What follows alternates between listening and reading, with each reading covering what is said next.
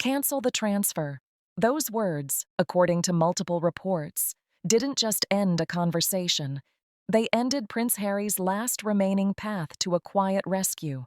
A private emergency summit meant to stabilize a crisis allegedly collapsed into open refusal. And in that moment, what had long been framed as a family feud reportedly became something colder, a balance sheet emergency. Because this story isn't powered by feelings. It's powered by clauses, cash flow, and deadlines. It's powered by lenders who don't care about legacy, insurers who don't care about titles, and contracts that don't care about intent. And at the center of it all is the Montecito house, an estate that looks like freedom from a distance but may function like a financial trap up close. Today, we're breaking down the chain reaction that allegedly pushed Harry toward a reported $36 million problem, and why Prince William, furious and unmoved, refused a bailout and instead delivered a brutal directive. Sell the house.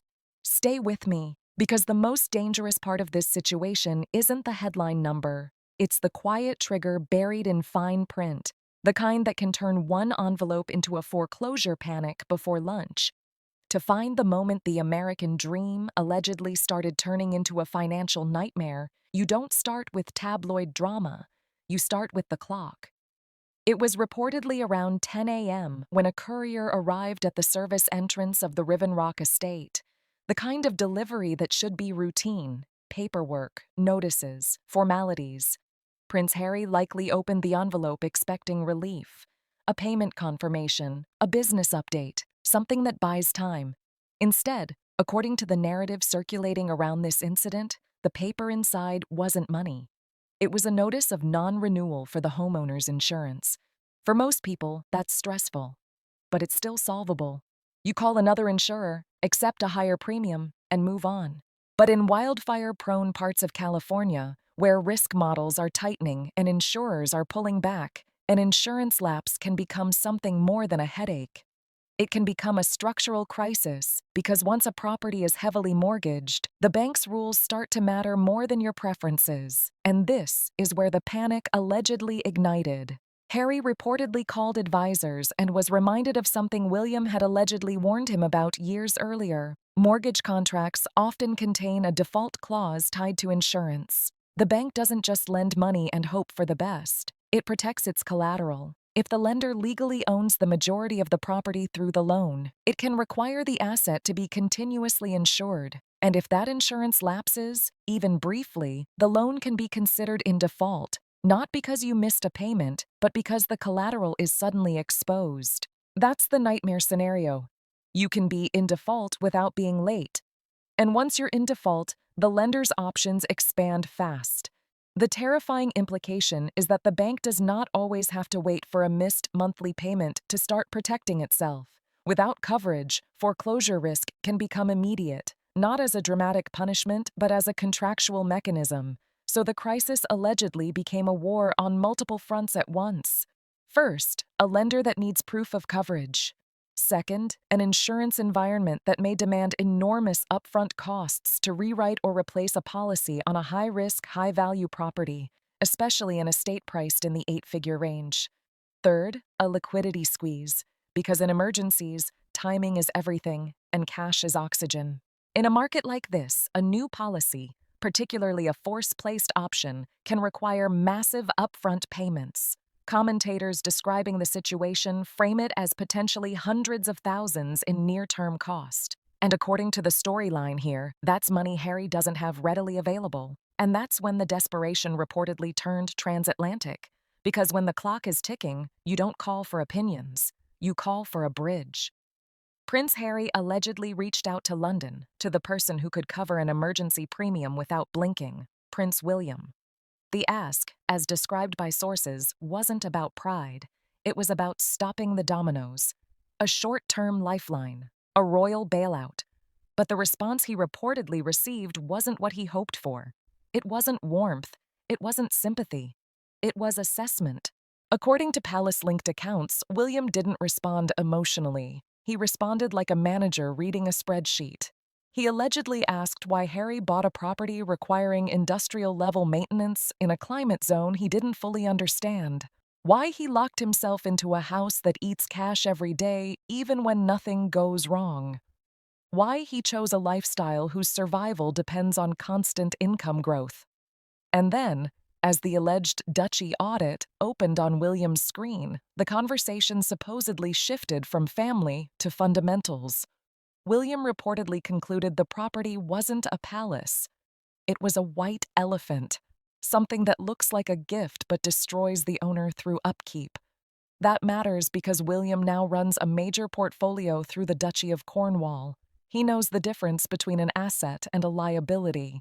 And in the framing of this script, William didn't reject the bailout out of pure anger, he rejected it out of arithmetic. The estate in this telling is built to consume 9 bedrooms, 16 bathrooms, 16, and William is said to have asked the question that cuts through the glamour: why do 2 people need 16 toilets? Because in the real world, that isn't just luxury, it's 16 potential failures, 16 leak points, 16 plumbing systems that require constant oversight. A property of that size is not a home in the traditional sense. It's a living machine, one that demands money daily to stay stable. And then there's water. The landscaping is described as expansive, acres of greenery in a drought-prone state. Maintaining lush aesthetics where water is politically and financially sensitive can be both controversial and costly. In this narrative, the water bill becomes symbolic, money literally poured into the ground to keep the appearance intact. But the audit, as framed here, doesn't stop with utilities and repairs. It moves to the fixed obligations, the bills that arrive regardless of your income. Property taxes alone are described as exceeding $200,000 per year. That is not optional, that is not negotiable. And it doesn't care whether a streaming platform renews a contract or cancels a project. It arrives on schedule because the calendar says so. This is where the tragedy is sharpened. Harry was raised in palaces where the costs of living were invisible. The lights stayed on. The repairs happened quietly. The institution absorbed problems before they became personal. But a mortgage doesn't absorb. It demands. The bank is a stricter master than any royal protocol because it doesn't care about narrative. And the tax system doesn't care about image. Miss a payment, and consequences follow without emotion. So William's alleged stance becomes clearer in this framing. He refuses to subsidize a lifestyle that cannot be made sustainable with one more infusion of cash. He refuses to pour money into a structure that leaks by design. But according to this storyline, the biggest leak isn't the plumbing. It's the people Harry trusted, and the support system he assumed would keep refilling the tank. Because as the house pressure built, one of the most powerful sources of informal support reportedly began to step back: Tyler Perry. For years, the public story painted Perry as a generous ally, someone who offered safety and stability when the Sussexes needed it most. Early accounts describe extraordinary assistance, private transport, top-tier security, a level of backing most people can't imagine. But elite support can change shape. Friendship can blur into finance, and finance always ends up in a ledger.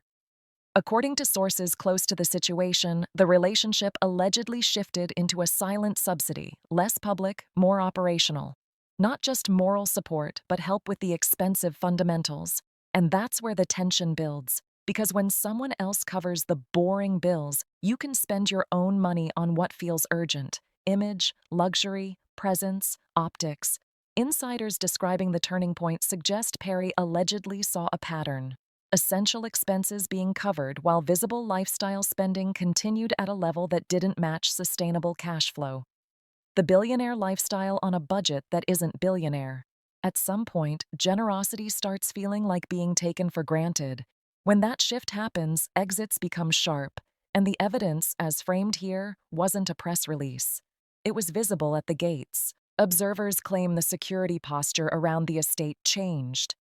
The intimidating, elite-feeling presence allegedly faded, replaced by more conventional and cheaper arrangements. Competent, perhaps, but not the same. In this narrative, the downgrade becomes the clearest sign of financial compression. When you cut costs on safety after publicly emphasizing threat, it suggests you're running out of room. Sources describe a phone call between Harry and Perry as brief and brutal. When Harry allegedly tried to invoke family and seek an extension of support, the answer was effectively no. The bank of the Godfather was closed. William, in this telling, used that collapse as proof. Even Hollywood billionaires eventually decide whether something is a friendship or a bad investment. And if a billionaire won't keep underwriting you, why should the duchy? But the Tyler Perry support, dramatic as it sounds, was only one pillar. The other pillar, the one meant to keep everything afloat, was Netflix. Netflix was supposed to be the engine, the endless river of cash feeding the mortgage, the taxes, the upkeep, the brand. But William reportedly understands something about rivers. They run dry. And the script frames the Netflix problem as a misunderstanding of how big deals work. A headline number is not always a gift. Often it's an advance, paid with expectations attached. Deliver content, produce projects, create value. If deliverables don't materialize, contracts can include mechanisms for recovery. The narrative here calls it a clawback clause, with a reported figure of $20 million being demanded back due to alleged failure to meet production obligations. In this framing, that demand isn't just inconvenient, it's catastrophic, because Harry may have been counting on the next payment to stabilize the house obligations. Instead, he's facing the possibility of repayment, legal pressure, and frozen cash flow. But the debt itself isn't what supposedly enraged William most. It was the reputational damage, the moment the industry began labeling the couple in a way that stuck.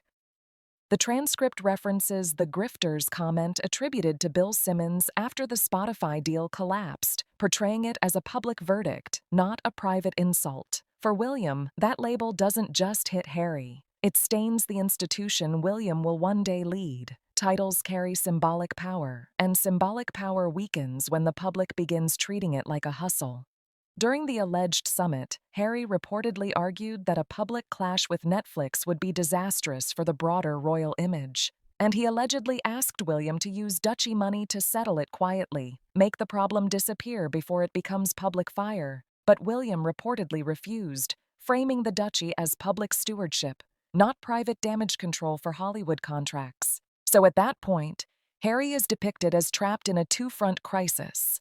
A lender demanding continuous insurance coverage, a media giant demanding repayment, and a property whose upkeep never stops. This is when the script flips the villain. It's not tabloids, it's not public opinion, it's the actuarial table. Risk, finance, contract law. Then the climax lands. The emergency summit does not end with a transfer, it ends with a directive. After reviewing the alleged duchy audit and the default clause risk, Prince William reportedly delivers the 4 words that end the fantasy. Sell the house. No $36 million bailout. No secret loan. No bridge. The logic is brutal. You don't keep refilling a bucket with no bottom. You get rid of the bucket. But selling isn't simple, because selling publicly would signal defeat. A normal listing would invite global media attention and confirm that the financial independence narrative has cracked. So the script frames the chosen strategy as the shadow version of selling, a pocket listing, off-market, quiet, controlled.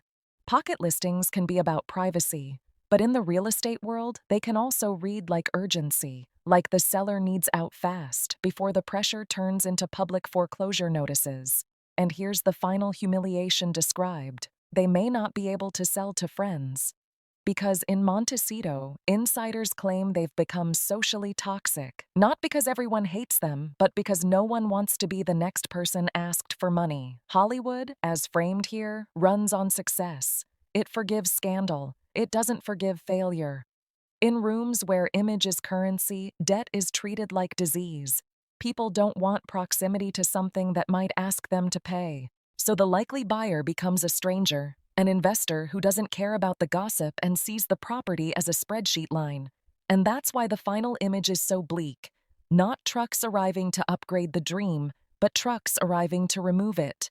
Because when a lifestyle enters liquidation, everything becomes inventory. The balcony view that once symbolized freedom becomes the last thing you look at before you hand over the keys. The lesson at the end of this story is harsh and universal. You can leave the royal family, but you cannot leave economics. You can reject one institution and immediately fall under another. Banks, insurers, tax systems, contract law. And those institutions don't care who you used to be. They care whether you complied. If William blocked the bailout, some will call it cruelty. But in this framing, it can also be seen as containment, a refusal to fund a structure that can't be stabilized by one more check. Sometimes the only way to force reality is to remove the cushion. Now, the verdict isn't William's, it's yours. Was he right to refuse and force a sale? Or is this what abandonment looks like when it's dressed up as tough love? Either way, if the reported dominoes are real, insurance pressure, lender clauses, lost informal support, corporate clawbacks, then this story stops being royal gossip and becomes a warning about something simple. Freedom isn't a vibe.